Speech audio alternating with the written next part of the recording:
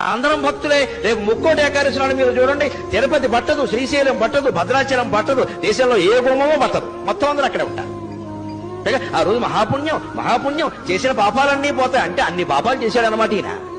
అసలు ముందు వీడు పాపాత్ముడు కింద గమనించాలి. ముక్కోటి ఏకాదశి నాడు పరిగెట్టుకుని గుళ్ళో పెడుతున్నాడంటే ఇంత పాపాత్ముడు ఇంకొకడు లేడు. పాపం చేయని వాడు వెళ్లాల్సిన పనిలా, వాడు ఇంట్లో వాడు ఉంటాడు ఖచ్చితంగా.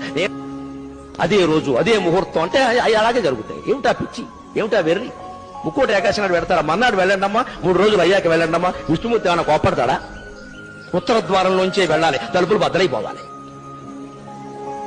బాగా మనస్సు నిండా బుర్ర మడ్డి పెట్టేసుకుని మనస్సు నిండాను ఆ రోజే చూడాలి, అలాగే వెళ్ళాలి, ఏమైనా సరే వెళ్ళాలంటే ప్రమాదాలే జరుగుతాయి. అంచేత పుణ్యక్షేత్రాలు, తీర్థాలు, పుణ్యతిథులు ఇవేవి ముఖ్యం కాదండి. శరీరాన్ని మించిన క్షేత్రం లేదు, మనస్సును మించిన తీర్థం లేదు. సత్ప్రవర్తన కలిగి ఉంటే నువ్వే ఒక పుణ్యక్షేత్రం, నీకు నువ్వే ఒక పుణ్యతీర్థం.